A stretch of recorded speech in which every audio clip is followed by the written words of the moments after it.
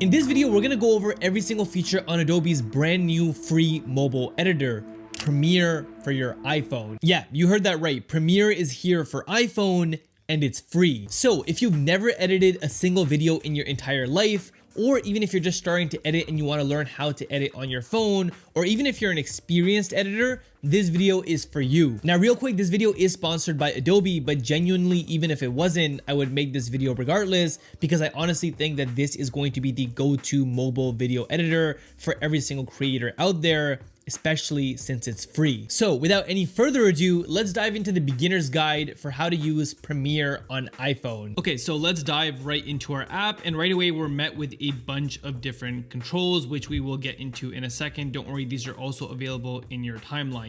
Now, whenever you're editing a video, the first thing you want to do is you want to hit the plus button, and here you're able to add any video that you've already recorded previously to your timeline. Now, I do have a video set for this example, and we're gonna go ahead and select that. And as soon as I hit next, we're now loaded into the Adobe Premiere on iPhone editor. And now we're gonna walk through all of the different controls that are available here for you to go ahead and edit your video. Now, on the very top left, you have this home button. So if you go ahead and you click that, you're gonna be back to your original starting point. So you can do this to see all of your projects down here. Right now, we only have one project, but if we had more, this is where they would appear. We can also manage this project here by either renaming it, duplicating it, or deleting it. If we want to head back into our project, we just simply go ahead and tap the project. The next button up here allows us to select our aspect ratio. So if I go ahead and tap on this, on the bottom, I'll have a bunch of different aspect ratios that I can go ahead and switch my video to. Now, thankfully, Adobe has labeled some of these at the bottom using clever icons for whatever platform that these aspect ratios are suitable for. And if I just go ahead and tap on this, it'll switch my video to 16:9. I generally leave this on auto. It will automatically detect whatever format your video was filmed in. And this video is obviously filmed for vertical, so the automatic selection is 9:16. Next up, we have our full screen button. So this will just bring your video into a full screen viewer where you can play it and check it out. And then if I go ahead and just tap this button, it'll bring me back to my editor. Now, on the actual editing screen, if you tap your video, you can actually move your video around in the frame. And then if you pinch to zoom, you can also reframe like this quite easily, making it really simple to go ahead and move the direction and the sizing of your videos. Now, this is a good time to move into the middle right section over here. You have an undo and a redo button. So if I want to go ahead and undo all of these changes, I can keep hitting the undo button until I'm all the way back at the beginning, which is right here.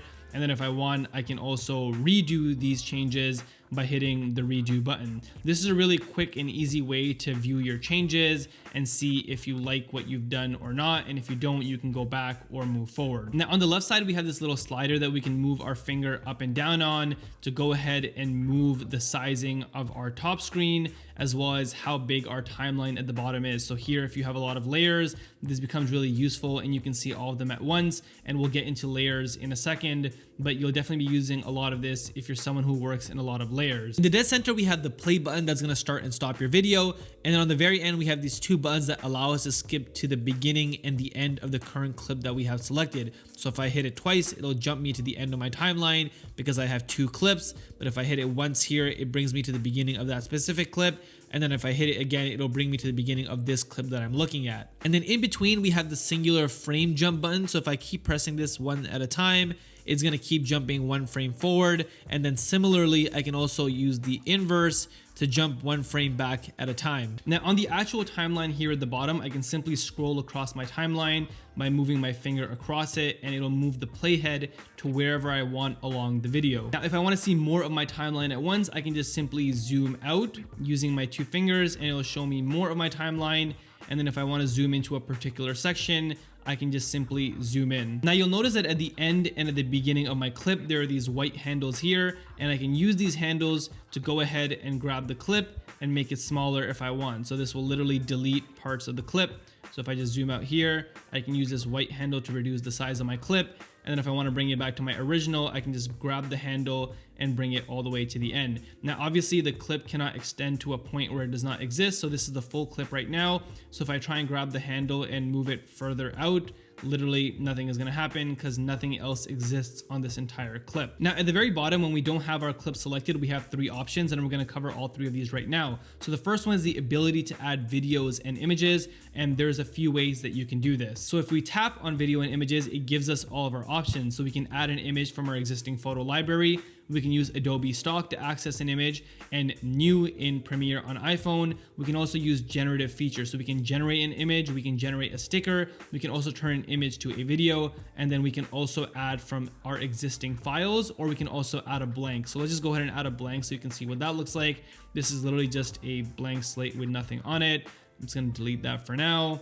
And I'm going to come back into here, and I'll just show you an example of how you can generate an image using Adobe's features. So if I go ahead and type generate image, or hit generate image, and then type a picture of a cow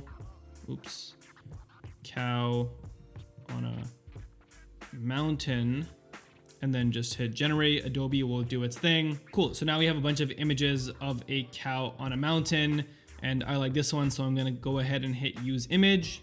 And just like that, it's gonna bring the image into my timeline. Now, this is a good moment to pause and see how we can manipulate different clips on our timeline. You can actually go ahead and start stacking your items on your timeline. So if I go ahead and select this, and if I hold it down, I can now drag it on top of my existing clip. So now it's literally on top of my original video. And again, with the handlebars, I can grab it and I can extend this out to be longer. With images, you can extend them out to pretty much infinite because they're just a still image and there's nothing at the beginning or the end that's going to be any different. But this is how you can go ahead and rearrange your timeline. Now, something else I want to quickly cover while we're here.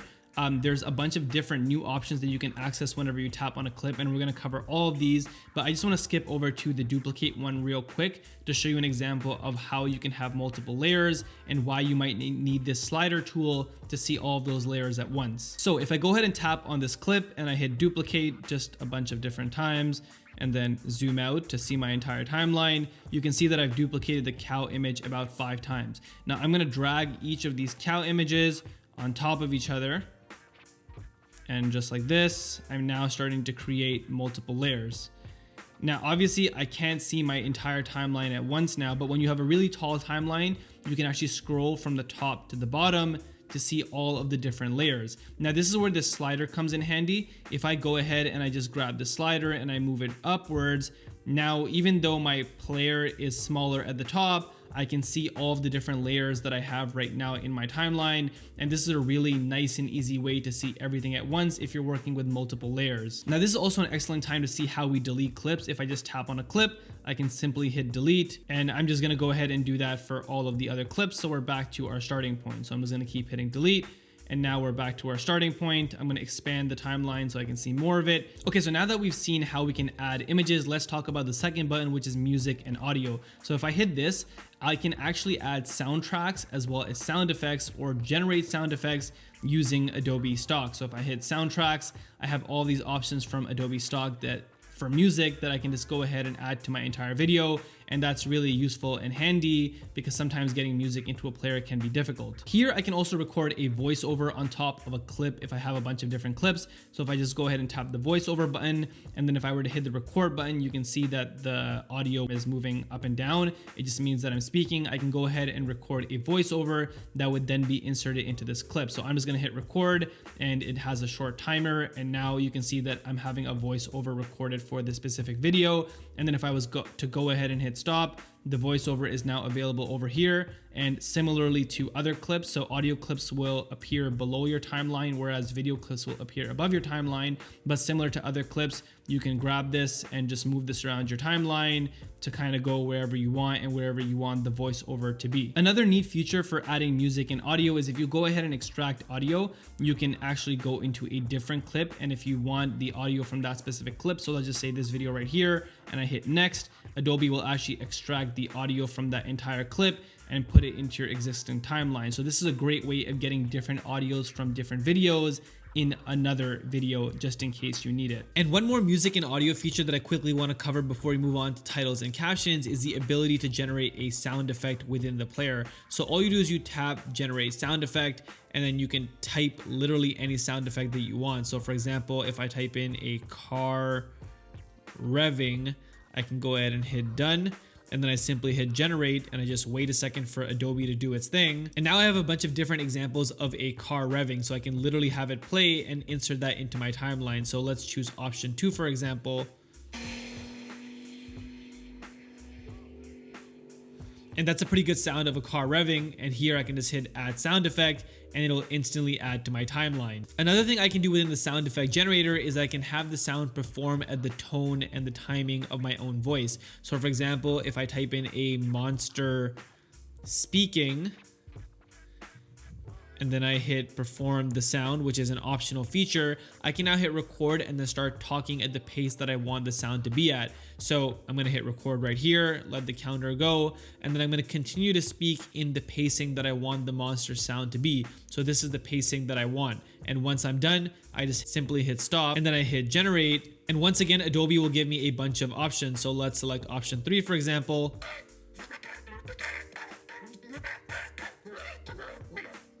And you're gonna notice that those monster sound effects were literally in the pacing of my voice that I just spoken. Okay, and the last button we have to cover before we actually dive into editing this specific clip is titles and captions. So if I go ahead and hit this, I'm only presented with 2 options. The first one is title and the second one is caption. So we'll start with title right here. Now title allows me to insert any kind of text into this video. So I'll just type in Premiere is awesome, and then I'm gonna hit the check mark, and now I have this little title over here. And again, similarly, I can grab the handles and I can make it as big or as small as I want to, and I can also grab this to move it around across my video. Now if I go ahead and tap on it, you'll notice that I have all of these options at the bottom, which I can also take advantage of. So I can edit the text. If I made a mistake, I can go ahead and change the style. So I can pick from a bunch of different existing templates, or I can also select some of Adobe's fonts. I can change the color of the text or the background, and I can also change the layout as well as the text width. And the other option you have here is to generate auto captions, which is amazing to see here in the app. I'm really glad that they included this. So if I go ahead and just tap on the captions button right here, all I have to do is hit create captions, and then I just give Adobe a second, and you'll notice it's created all these caption layers above my video right here. And I can go ahead and see if Adobe has made any mistakes. And if I find that Adobe has made any mistakes, I can just go ahead and tap on that specific layer. I can hit edit, and then I can just go ahead and change the text within the auto caption. Okay, so now that we've covered the basic functionalities and buttons within Premiere on iPhone, we can get into actually editing our video clip. And it's really easy. All you have to do is tap on the actual video itself, and you're gonna be presented with a bunch of different options at the bottom. And we're gonna cover literally every single one of these right now so that you know how each one of these works. Okay, so first up we have split. So basically what split does is that wherever your playhead is, and if you hit the split button, it's gonna go ahead and cut the clip into 2 different clips from there.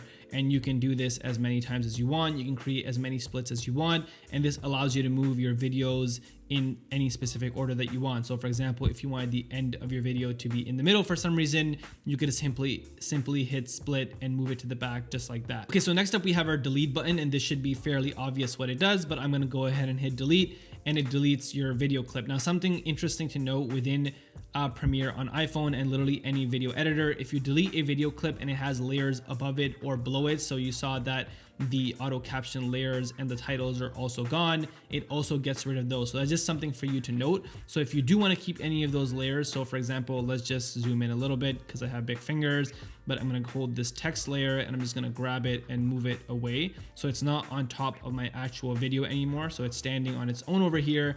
If I go ahead and select this and I hit delete, you're going to notice that this text layer is still here because it wasn't on top of the actual video. So that's just something for you to note. If you're going to delete anything, everything on top of it and below it will also go away. The duplicate button we already covered with our cows example, but again, it just goes ahead and it duplicates your clip. Okay, so next up we have kind of an interesting button. It's called the replace button. If I go ahead and hit this, I can replace my existing video clip with any other video clip from my library. So I'll go ahead and choose this one and I hit next. Now something important to note, even though that the video clip that I selected was longer than the clip that I was replacing, Premiere will automatically trim the replace clip to the same size as the clip that you're replacing. Of course, if your clip is longer than that, I can always just grab the handlebars right here and make the video longer. Sorry, I do have large fingers.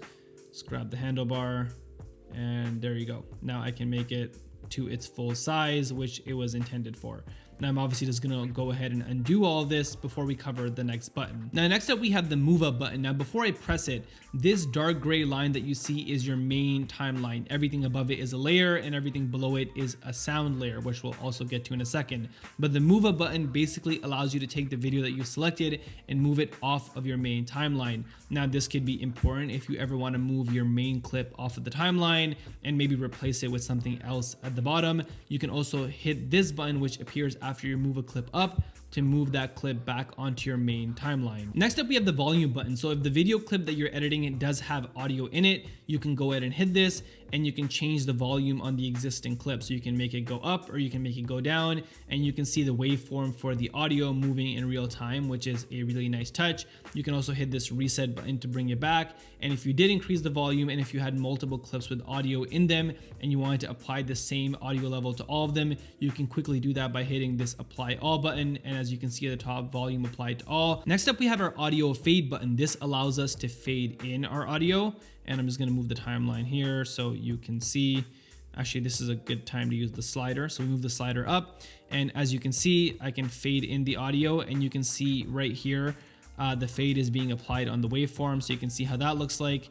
And then similarly, you can go ahead and fade out the audio, and that's a really nice feature to ease your audio in and out. Next up, we have one of my favorite features that Adobe has included, which is enhanced speech. And generally you have to go into Adobe Podcast to enhance your audio, but this is built right in. So if you didn't film with the best microphone, this could definitely come in handy. So if I go ahead and hit the enhanced speech button, I can toggle this on, and now I can pick the strength that I want the speech to be enhanced, and I can also select how much I want the background noise to be deleted. And this is a really, really nice feature, and the way that you know it's applied is that you can see this little magic blue icon on top of your video clip, meaning the speech has been enhanced. So if I go ahead and turn this off, that goes ahead and it disappears. Next up, we have the extract audio button, and this is different than extracting the audio from a different video clip.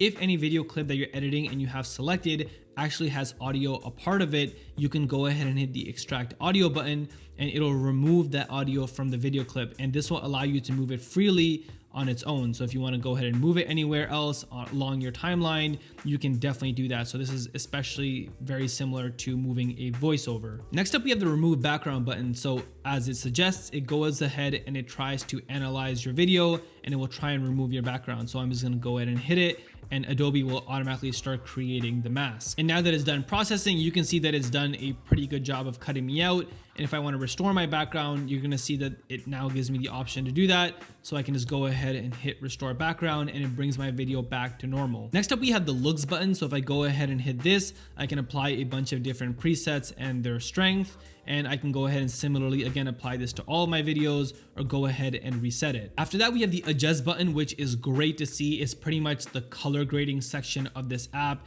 and it lets you change a bunch of different things within your video, like exposure, contrast, highlights, shadows. So I can change all of these right here.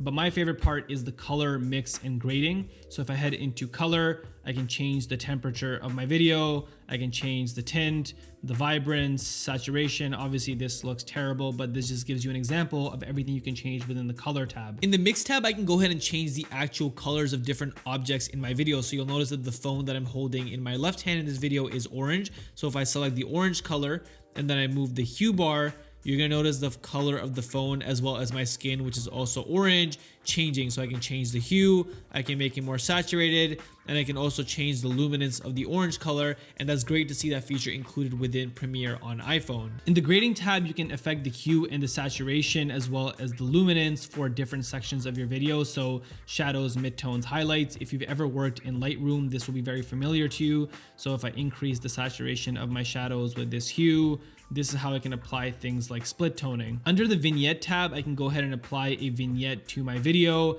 and I can do this through different parameters. So it's nice to see that they've included that. If I want to do a square versus more circular vignette, I can even do that here, and I can even increase and decrease things like the feather. And then finally, we have the grain tab, which is really popular these days because of film, but you can add grain to your videos. You can select the size as well as the roughness, which is also pretty cool to see here. Next up, we have the opacity button, and this is basically just to control the opacity of your clip. So if you're stacking multiple clips and you want one to seep through more than the other, this is the button that you would use. The next three are speed retiming control. So if I go ahead and hit speed, I can increase the speed of my video, and you'll notice that it's being shrunken down and elongated depending on what speed I use. So you can even slow it down to 0.1. And if you pick something in between, you'll see a little slider appear, so you can get super fine and detailed with how much faster or slower you want your video to be. Next up, we have our reverse button. So literally hitting this will reverse your entire clip. So if you ever want anything to play backwards, like for example, you jumping into a pool and you want to make it look like you're coming out of the pool, you can use this button. Now it will process the reversing, and it might take longer depending on the size of your clip. Next up, we have the freeze button, and what this does is that it essentially creates a snapshot of wherever your playhead is. So you saw that my playhead was here, and now I have this freeze frame. So it's literally a frame that's frozen, so nothing is moving in here. It essentially becomes like an image, and if I want, I can go ahead and hold the playhead. I'm just gonna grab this. There we go. So now I can grab that playhead, or the handles actually, and move this clip. Because it's like an image, I can go ahead and make it as large or as small as I want it, and it's never going to be moving anything within it because it's now treated as an image. Okay, so next up I want to show you the fill and the fit button. So right now fill is grayed out and there's no fit button. So the way that these buttons work is that they're really dependent on the size of your image within the current aspect ratio. So I'm going to go ahead and change my aspect ratio to 16:9, and obviously my vertical video is not going to fit in a horizontal frame. So now I have the option to fill. So if I go ahead and hit the fill button here, my image is now going to fill the entire frame. So you're going to see that even though it's 16:9, my vertical video now takes over the entire landscape horizon. But now I also have the option to fit, and this button only appears whenever I have a video that doesn't fit in the current aspect ratio. So if I hit fit, it's going to make sure that the entire vertical video fits within the horizontal frame. The next button allows me to flip my image horizontally, and this button allows me to flip my image vertically. Pretty self-explanatory. And for our second last button, I actually imported another clip. So this is now a horizontal clip that I brought into this vertical timeline, and it's to showcase how you can manipulate this background behind a specific video if you have a video that doesn't actually fit to the aspect ratio that you're working in. So if I go ahead and hit the background button here, right now you can see that it's set to blur, so the background is blurred. I can go ahead and set this to none, so I just have no background at all, or I can go ahead and select noir, where it'll turn that blur version into a noir version of that background. I personally like blurred, and this is where I like to keep this setting at. And finally, our very last button before we get to the exporting process is the animation button. So if I go ahead and press this, I can add certain intro or outro animations. So as of the time of the release of this app, these are the only ones that are available, but I can add a fade intro or a slide intro, and I'll just show you quickly what the slide intro looks like so you can see for yourself.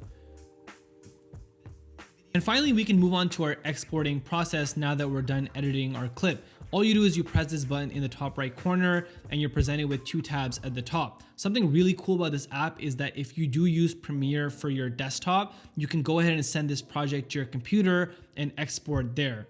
But for our purposes, we're going to be sticking on mobile. So we're going to go ahead and hit video over here, and you can export in a different resolution, frame rate, and you can select what quality you want. Now, depending on the settings you use, your file size is going to be a little different. So personally, I would want to export this in 4K, and you're going to notice that that definitely jumped up my file size if I were to export from 1080p. And the frame rate that I shot this video in was 24 frames per second, and I want the quality to be high. And once I'm done, all I do to finish my video editing is simply press the export video button, and Premiere on iPhone will export my video. And that's everything. That's currently every single feature that's available for Premiere on iPhone as of the recording of this video. And hopefully you got what you were looking for from this video, and you're gonna be off to the races editing all of your amazing masterpieces. But anyways, that's it for this video. I'll see you on the next one, and until then, keep creating.